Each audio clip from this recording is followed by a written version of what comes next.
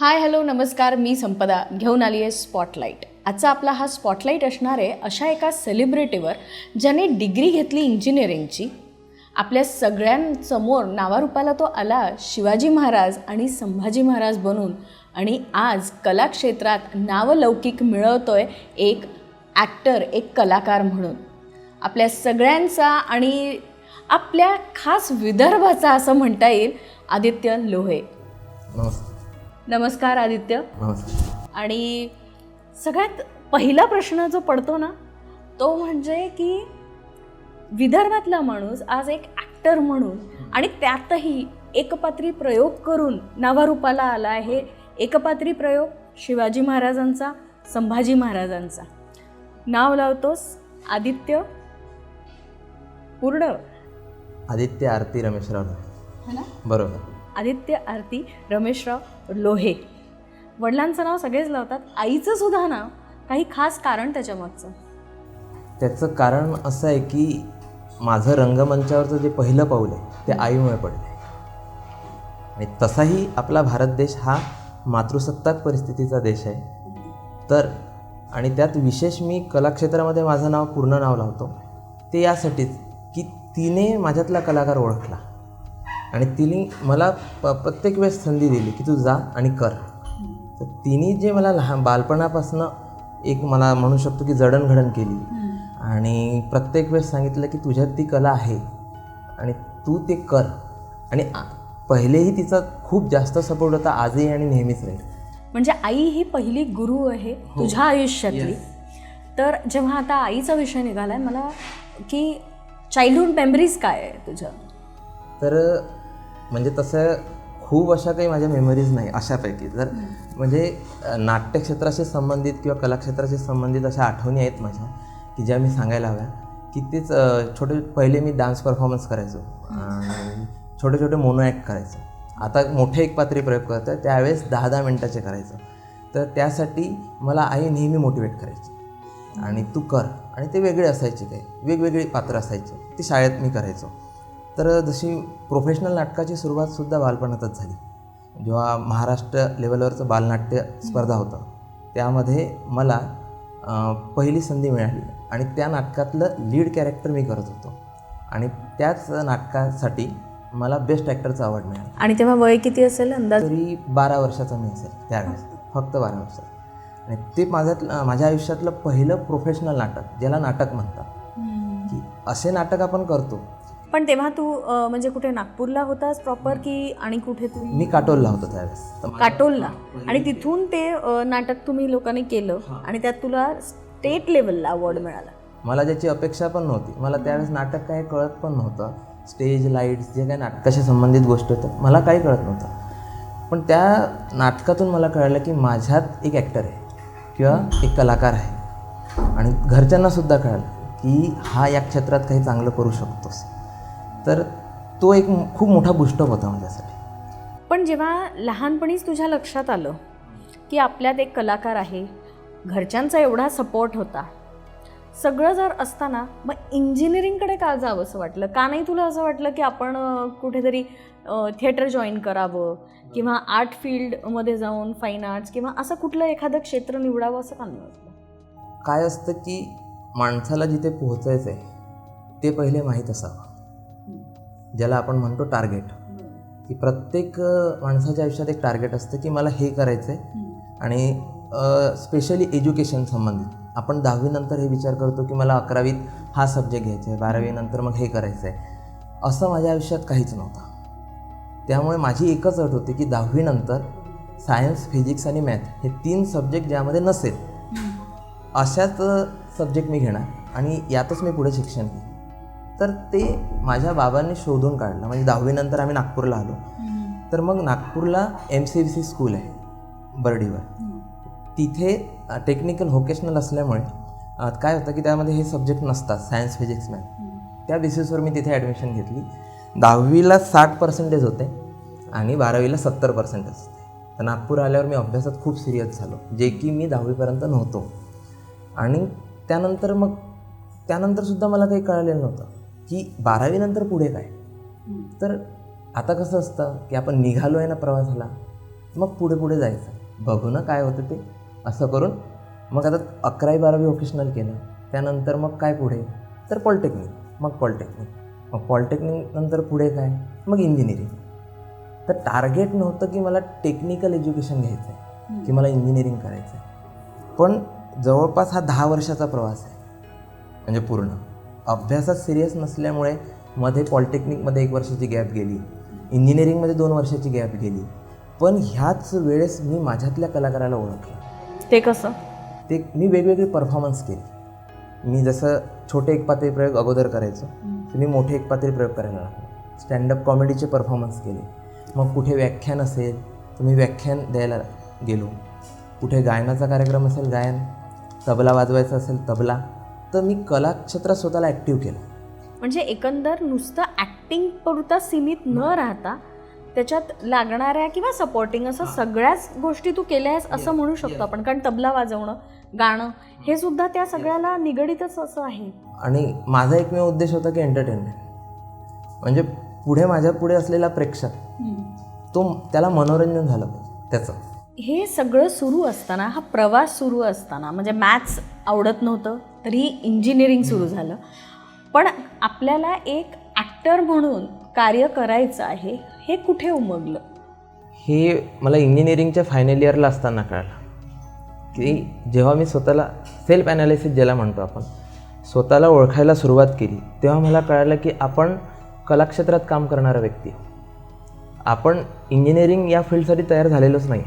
हे लोकांनी सुद्धा मला सांगितलं की तू इंजिनिअरिंग का करतो आहेस, कशाला वेळ घालवत आहेस, तू यार ॲक्टर आहेस, तू ॲक्टिंग क्षेत्रामध्ये काम कर. पण हे पॉझिटिव्ह होतं त्यांचं सांगणं की असं डिवचल्यासारखं की हां तुला इंजिनिअरिंग जमत नाही आहे, ते सोडून देणं, उगाच कशाला नाद, आणि इकडेच का नाही वळत वगैरे असं? पॉझिटिव्ह जास्त होतं. म्हणजे माझ्या आयुष्यात जास्तीत जास्त पॉझिटिव्ह लोक मला मिळाले, कारण मी पॉझिटिव्ह आहे. तर जास्तीत जास्त लोकांनी मला खूप म्हणजे पॉझिटिव्ह सपोर्ट केलेला आहे. तर त्यांनी मला फार चांगलं सांगितलं. पण माझं असं होतं की नाही, मी आता तळ्यात उतरलो आहे ना, तर मग मी हे सगळं पूर्ण करूनच बाहेर निघणार. तर म्हणून मग मी त्या बेसिसवर इंजिनिअरिंग केली. पण माझी इंजिनिअरिंग, पॉलिटेक्निक आणि 12th हे सगळं फर्स्ट क्लास पासआउट आहे. तर त्यामुळे असं झालं की हे असतो ना इंजिनिअरिंगमध्ये, का रे सगळे सर लोक म्हणायचे की हा काय इंजिनियर होणार नाही आहे, हा तसंही एक ॲक्टिंग क्षेत्रात काम करेल, तू फक्त इंजिनिअरिंग पास हो म्हणजे आमचं भाग्य, असं म्हणायचं. असं त्यावेळेस तो समज होता. पण जेव्हा मी फर्स्ट क्लासमध्ये पासआउट होऊन त्यांना दाखवलं की यस मी इंजिनिअरिंगसुद्धा करून दाखवली, तर त्यांना आज प्राऊड फील होतं आहे की आदित्यनी करून दाखवलं. तर तेव्हा मलासुद्धा ते कळालं की नाही, आपण जिथे गेलो ना तिथल्या परफॉर्मन्ससुद्धा बेस्ट करायला हवं. म्हणजे जे पण करू ते बेस्ट. म्हणजे जे हातात कार्य करायला घेतलंय ते पूर्ण करायचं आणि व्यवस्थित रीतीने करायचं. आता कसं मी ऑडियन्समध्ये परफॉर्मन्स करायचो, तर काय झालं की ऑडियन्स मला फीडबॅक द्यायचे की तू हे छान करतो आहेस, या प्रकारे असं कर तसं कर. मग मला ते समजायला लागलं. तर मला 10 वर्ष लागली की मी एक ॲक्टर होऊ शकतो हे समजायला. मग मी डिसाईड केलं की नाही, मी याच क्षेत्रात पुढे जाईल. कारण त्याच्यात सगळ्यात महत्त्वाची गोष्ट हे की माझं समाधान कशात आहे. म्हणजे लोकांनी म्हटलं म्हणून मी करायचं का. पण मला एक हे की इंजिनिअरिंग करणं ही खूप मोठी आजही गोष्ट समजल्या जाते की नाही मुलांना, कारण करिअरच्या दृष्टिकोनातून की इंजिनिअरिंग झालं पाहिजे म्हणजे चांगली नोकरी मिळणार, मग आयुष्य सेट. तर आपला मुलगा इंजिनिअरिंग करतो आहे आणि कुठेतरी मग तो कलेकडे वळतो आहे जिथे तुम्हाला स्टेबिलिटी ही काही नसतेच. कितीही वर्ष तुम्ही तिथे काम केलं तरी स्टेबिलिटीची गॅरंटी ही नाहीच आहे.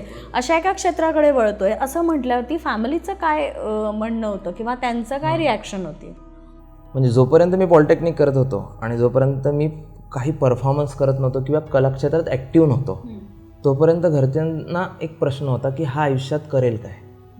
पण जसं जसं मी परफॉर्मन्स करायला लागलो, माझे परफॉर्मन्स घरचे पाहायचे आणि लोक पण प्रतिक्रिया द्यायला लागलेत, तर घरच्यांनासुद्धा समजायला लागलं की नाही, हा कलाक्षेत्रात खूप चांगलं काम करू शकतो. पण प्रश्न असा होता की आता तू डिग्री करतो आहेस, तर मग एक डिग्री पूर्ण कर. तर म्हणजे आता मी 2 वर्ष नापास झालो तरी घरच्यांचा मला सपोर्ट होता की तू कर. नाही, असं प्रेशराईज केलं नाही. त्यांचा नेहमीच सपोर्ट होता. आणि मग मी इंजिनिअरिंग पास आऊट झाल्यानंतर ते बोलले की तू आता मोकळा आहेस, तुला तर जे करायचं आहे तू ते कर. किती मोठा आधार आहे हा. आणि त्यांना विश्वास होता माझ्या. मी माझ्या आईबाबांचा विश्वास जिंकला आहे. तर की ते बोललेत की तुला कलाक्षेत्रात काम करायचं आहे कर, तू समाधानी असणं गरजेचं आहे.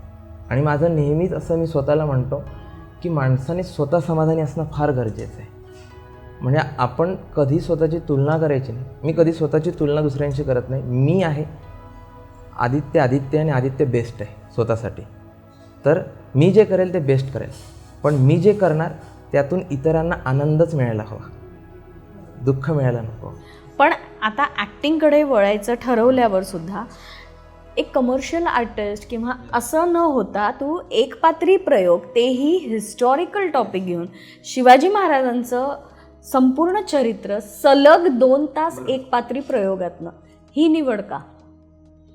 बालपणापासून इतिहास वाचायला लागलो आणि इतिहास वाचता वाचता स्वतःला घडवला. तर झालं असं की जो इतिहास मी वाचायचो ती वाचल्यानंतर मला मजा यायची.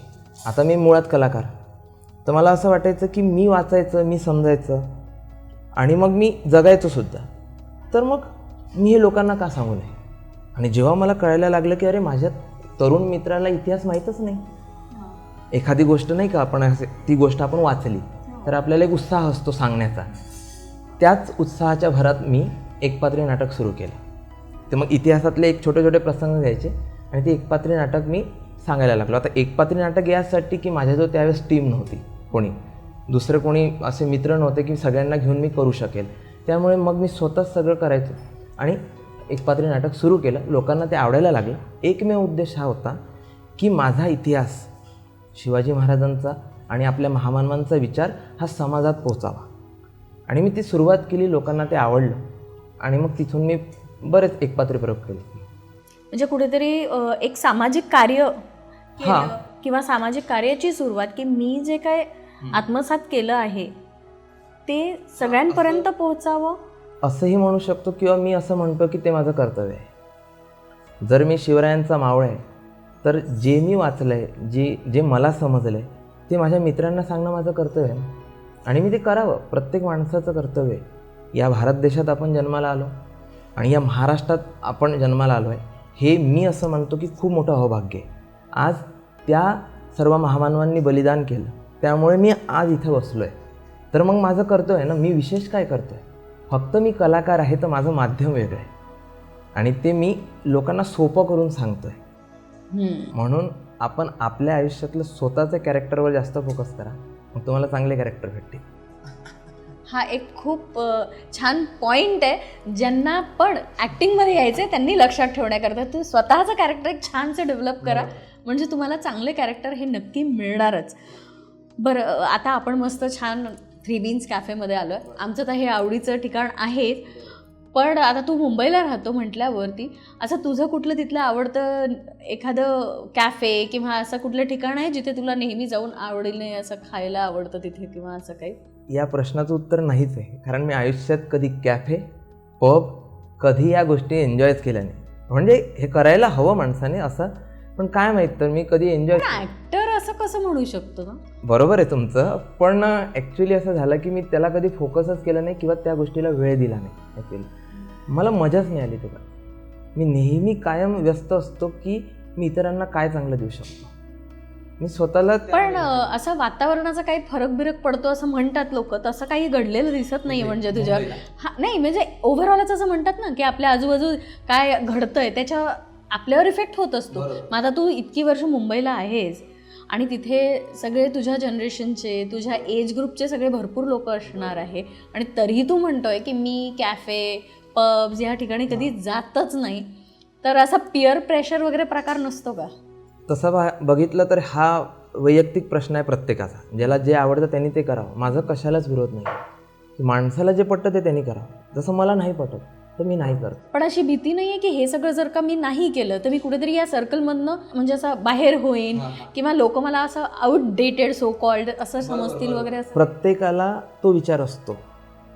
आता एखादा माणूस बऱ्याच काही गोष्टी नसतो करत, पण हा विचार करून तो करायला लागतो की अरे यार हे कसं तरी वेगळंच वाटतं ना, म्हणजे मी यांना नाही म्हणावं ह्या गोष्टीसाठी. आणि मी प्रत्येक वेळेला नाही गेलो तर हे नेक्स्ट टाइमपासून माझे फ्रेंड्स राहणार नाहीत किंवा मला ते कंपनी आपली मिस होईल कुठेतरी, असं काही. हे याची भीती मला नाही आहे, कारण जितकी वर्ष मी या इंजिनिअरिंगमध्ये घालवली आहे नागपूरला इतकी, त्यामध्ये मी माझं फाउंडेशन पक्कं केलं आहे. माणसाच्या विचारांचं फाउंडेशन पक्कं असावं, तेव्हा त्याच्या आयुष्याची बिल्डिंग एकदम जोरदार आणि जबरदस्त उभी राहते, आपल्या भाषेत बोलायचं झालं.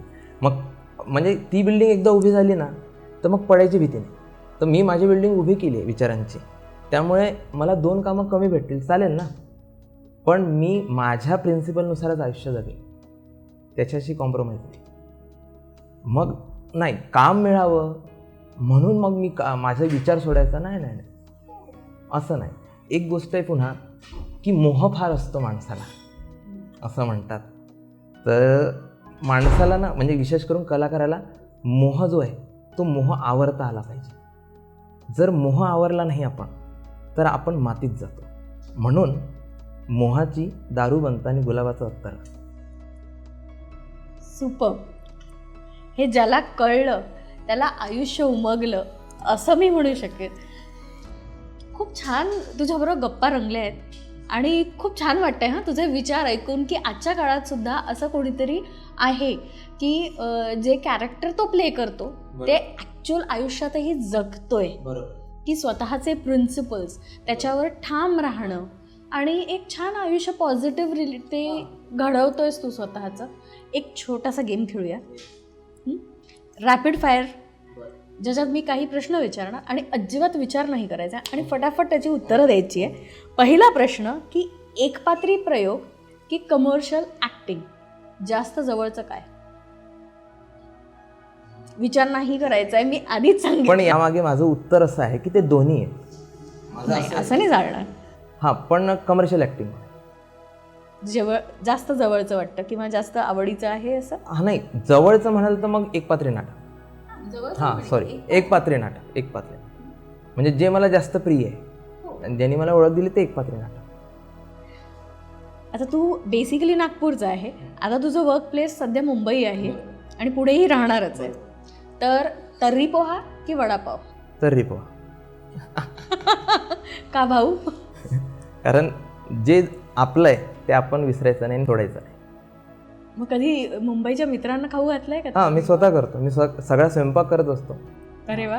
मला सगळं येतं स्वयंपाकामध्ये. आणि हां, हॉबीमध्ये माझं कुकिंग पण आहे. मला स्वयंपाक करणे फार आवडतं आणि स्वयंपाक करून इतरांना जेवू घालणे फार आवडतं. त्याच्यामुळे तर्री पोहा वगैरे आम्ही करत असतो. आणि वडापाव मुंबईसाठी आवडीचं आहे, कारण वडापाव विसरू शकत नाही. पण आपल्याकडला तर्री पोहा खाल्ल्यावर मुंबईच्या लोकांना किती घाम फुटला.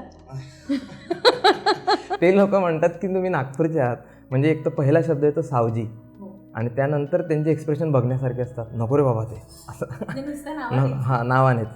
तर ती एक विशेषता आहे आपल्या भागात. ते खूप प्राऊड फील होतं. असं एखादा विचारतो ना कोणी तुमच्याकडचं सावजी ना, मग आम्ही थोडं कॉलर टाईट करून सांगतो हां आमच्याकडचं सावजी म्हणजे एकदम बेस्ट. त्यांना आम्ही खूप सांगतो मग तर्री पोहा म्हटलं की मजा येतो. हो हो आवडतं. आणि इथे आपल्या इथे नागपूरला आपण जनरली 2 व्हीलर प्रेफर करतो कुठेही जाण्या, तर लोकलचा प्रवास की 2 व्हीलरवरची राईड काय जास्त आवडतं? लोकल. कारण आणि ॲक्टरला सगळ्यात जास्त लोकल आवडतं. कारण लोकलमध्ये गेल्यानंतर ना, लोकलमध्ये आपल्याला खूप वेगवेगळे कॅरेक्टर्स पाहायला मिळतात, वेगवेगळे लोक असतात आणि आमच्यासाठी ते खूप बेस्ट आहे. मजा येतं माणसं बघायला आणि माणसं वाचायला मजा येतं. आणि लोकलची जर्नीच वेगळी. तू अजूनही लोकलनी प्रवास करतो? लोकलनी फिरतो, वेळ आली की सायकल पण चालवतो. मी मुंबईला सायकलने फिरतो, मजा येतं. तर मला 2 व्हीलर नाही आवडत. मी अजूनही स्वतःची 2 व्हीलर नाही घेतली. हो, मी नागपूरला पण सायकल चालवायचो. मी सायकल मुंबईला घेऊन गेलो आणि मुंबईलाही सायकल चालवतो आणि लोकलनी फिरतो, मजा येतं. माणसाने फ्लेक्झिबल राहावं, पाण्यासारखं. ज्या रंगात टाकलं तो रंग पकडता आला पाहिजे आणि कलाकारांनी असंच असावं. आपण एकाच रंगात बांधून राहिलो ना तर मग दुसरे रंग आपल्याला घेताच नाही. म्हणून मला मजा येते या सगळ्या. शेवटचा प्रश्न, तू एक मोटिवेशनल स्पीकर आहेस, तू एक ॲक्टर आहेस, 2 पैकी अजरामर करायचं झालं तर असं कुठलं क्षेत्र तू निवडशील? 2 पैकी एक जर निवडायचं झालं तर? Actor, acting. का? कारण की त्यामध्ये जसं मी बालपणापासून ॲक्टिंगमध्ये काम करतो, तर मला वेगवेगळ्या भूमिका करताना मजा येते, तर मला ते कॅरेक्टर जगताना मजा येतं, तर मला ते जगायला फार आवडतं. कारण मी प्रत्येक, जसं आता डॉक्टर डॉन सिरियलमध्ये मी केलं इंजिनिअरिंग आहे, मी झालो आहे मेडिकल प्रोफेसर. हो. तर मजा आहे ना या सगळ्या गोष्टी करताना. तर म्हणून मला ॲक्टर व्हायला नक्कीच आवडेल. मी अजूनही म्हणत नाही मी ॲक्टर आहे, मी शिकतो आहे. आता प्रवास सुरू झाला आहे आणि हा प्रवास मला शिकायचा आहे, समजून घ्यायचं आहे. आणि माझी एक आधीपासून सवय आहे, जे मला कळालं ते मी माझ्या मित्राला लगेच सांगतो. तेच मोटिवेशन आहे, दुसरं काय. म्हणून तुमच्या प्रश्नाचं उत्तर माझ्या एकच उत्तरात आलं. आदित्य, तुझ्याबरोबर गप्पा करायला खूप आवडेल, पण कुठेतरी वेळेची सीमा आपल्याला बाळगायची आहे. पण तुझ्याशी भेटून खरंच तू इतका पॉझिटिव्ह आहेस की त्याच्यामुळे आम्हालाही खूप पॉझिटिव्हिटी मिळाली, खूप मोटिवेशनल. आता मला कळतंय की तू एवढा छान मोटिवेशनल स्पीकर का आहेस, तर स्वतःमध्ये इतका कॉन्फिडन्स आणि इतकी पॉझिटिव्हिटी, ती सगळी पॉझिटिव्हिटी कायम अशीच राहू देत. आणि जसं तू म्हणालात की माणसाचा कुठेतरी एक मजला जो असतो तो चढत जायला हवा, तसंच तुझ्या करिअरचंही एक एक मजले, एक एक पाऊल असंच तू पुढे जाऊन आपल्या नागपूरचं, आपल्या विदर्भाचं नाव असंच रोशन करत राहा. Thank you so much. म्हणजे तुमच्यासोबत गप्पा करून मला फार जास्त आनंद झाला. म्हणजे ते ह्या सगळ्या गोष्टी पुन्हा एकदा रिकॉल झाल्यात ना या माध्यमातून. आणि तुम्ही मला बोलवलं आहे, म्हणजे माझ्या तर प्रवासाची सुरुवात आहे, तर ही मी म्हणेल की माझ्यासाठी खूप मोठी गोष्ट आहे. तर नक्कीच आम्हाला तो एक आनंद आहे, एक कौतुक आहे की आमच्या विदर्भातला मुलगा आज इतक्या मोठ्या, आणि कसा समुद्र आहे ॲक्टिंग हे क्षेत्र, मुंबईत एक समुद्र असल्यासारखं, तर एवढ्या मोठ्या समुद्रात उतरलाच नाही नुसता, तर त्यांनी एक आपली आयडेंटिटी क्रिएट केली आहे. तो छान प्रवाहात पोहतोय. तेच, आणि तोच माझ्या कामाचा उद्देश आहे की मी जे काही करेल त्यातून इतरांना आनंद मिळावा. कारण आनंद आणि होणारा अभिमान हा कोणत्याच बाजारात जाऊन विकत घेता येत नाही, तो स्वतःला कमवावा लागतो. आणि मी समजतो आहे की मी ते माध्यम आहे. तर याच दृष्टिकोनातून काम करतो. तुमच्या शुभेच्छा माझ्यासोबत आहे, तर अजून चांगलं काम करण्याचा प्रयत्न आहे. नक्कीच. Best of luck. थँक्यू. आज आपण एका कॅफेमध्ये आहोत, है ना? तर ह्या कॅफेच्या हा जो स्पॉटलाईट आज आम्ही तुझ्यावरती केला आहे, त्याची एक आठवण म्हणून छोटासा ही आठवण भेट. आणि आजच्या ट्रेंडनुसार मला माहिती आहे तू बोललास की फारसा सोशल मीडियावर जात नाही, पण उद्या सकाळचा अपलोड असावा म्हणून एक सेल्फी. आज 3 Beans कॅफेमधला आपला UCN स्पॉटलाईट आपण फोकस केला होता ॲक्टर, मोटिवेशनल स्पीकर आदित्य लोहेवर. त्याच्याबरोबर गप्पा मारताना एक लक्षात आलं की ॲक्टर हा फक्त एक एंटरटेनर नसतो, तर त्याला सामाजिक बांधिलकी जर जपता आली तर सक्सेस स्टोरी त्याची अतिशय सोपी, सहज असं नाही, पण लक्षात राहणारी मात्र नक्कीच ठरणार. स्पॉटलाईटच्या पुढच्या भागात आणखीन अशा एका सेलिब्रिटीला परत भेटूया, जाणून घेऊया त्यांची सक्सेस स्टोरी, त्यांचे अचीव्हमेंट्स आणि त्यांचा स्ट्रगलही, जो ठरेल आपल्याकरता मोटिवेशनल. तेव्हा पुन्हा भेटूया स्पॉटलाईटच्या पुढच्या भागात. तोपर्यंत नमस्कार.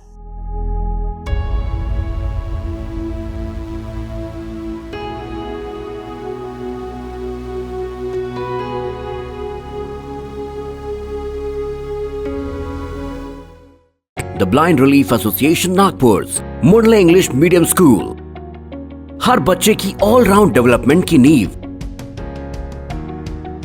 क्षेत्र हो शैक्षणिक, संगीत, चित्रकला या खेलकूद, गुणवत्ता 100%.